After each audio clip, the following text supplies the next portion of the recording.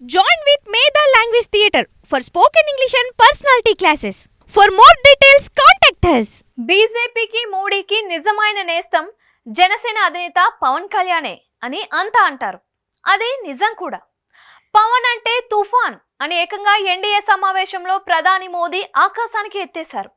ఆయన్ను వేదిక మీద కీలక స్థానంలో కూర్చోబెట్టుకున్నారు. మూడవసారి కేంద్రంలో ప్రభుత్వం ఏర్పాటు చేసిన సందర్భంగా ప్రమాణ స్వీకారానికి కూడా పిలిచారు. ఇలా కేంద్ర పెద్దలు పవన్ కి రాజ మర్యాదలే చేశారు.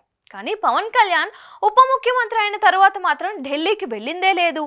ప్రధాని మోడీని కానీ కేంద్ర హోంమంత్రి అమిత్ షాని కానీ కలిసింది లేదు. ముఖ్యమంత్రి హోదాలో చంద్రబాబు అనేక సార్లు ఢిల్లీ వెళ్లారు. కేంద్ర పెద్దలను కలిసి ఏపీ గురించి వివరించారు.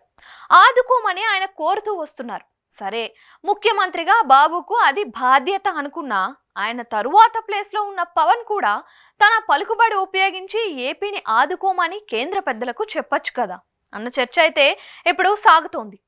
ఏపీకి లక్షల్లో అప్పులు ఉన్నాయి. పైగా రాజధాని నిర్మాణం కావాలి, పోలవరం పూర్తి కావాలి, విభజన హామీలు కూడా నెరవేరాలి. దానికి తోడు ఇప్పుడు వచ్చిన వరదలతో వేలాది కోట్ల నష్టం వాటిల్లింది. ఇక విశాఖ స్టీల్ ప్లాంట్ ఇష్యూ కూడా ఉండనే ఉంది.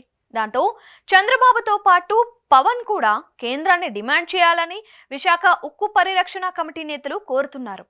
చంద్రబాబు పవన్ తలుచుకుంటే విశాఖ ఉక్కు ప్రైవేటీకరణ ఆగిపోతుందని వారు భావిస్తున్నారు. మరి ముఖ్యంగా పవన్ కళ్యాణ్ ఇదే విషయం మీద ప్రధాని మోడీతో మాట్లాడితే చాలు, ప్రైవేటీకరణ అన్న ఊసే ఉండదని బలంగా నమ్ముతున్నారు వారు. చంద్రబాబు పవన్ ఇద్దరు స్టీల్ ప్లాంట్ విషయంలో నోరు విప్పాలని వైసీపీ కూడా డిమాండ్ చేస్తోంది.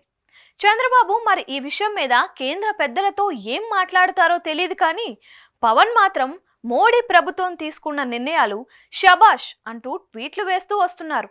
పోర్ట్ బ్లేయర్ పేరుని విజయరామపురంగా కేంద్రం మార్చడం పట్ల పవన్ తాజాగా హర్షం వ్యక్తం చేశారు. దానికంటే ముందు 70 ఏళ్లు దాటిన వారికి కూడా ఆయుష్మాన్ భారత్ ని అమలు చేయడానికి కేంద్రం నిర్ణయం తీసుకుంది అన్న వార్త మీద ఆయన హర్షం వ్యక్తం చేశారు. మోడీ ప్రభుత్వాన్ని ఆ విధంగా ఆయన ప్రశంసిస్తూనే వస్తున్నారు. ఇందులో తప్పు పట్టాల్సింది ఏమీ లేదు.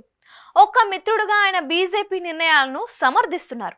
ప్రజలకు మేలు చేసేవి ఉంటే తన ఆనందాన్ని వ్యక్తం చేస్తున్నారు. కానీ అదే సమయంలో ఇన్ని మంచి పనులు చేస్తున్న కేంద్రం ఏపీ విషయంలో మరిన్ని మంచి పనులు చేయాలని సూచించవచ్చు కదా అని అంతా అడుగుతున్నారు.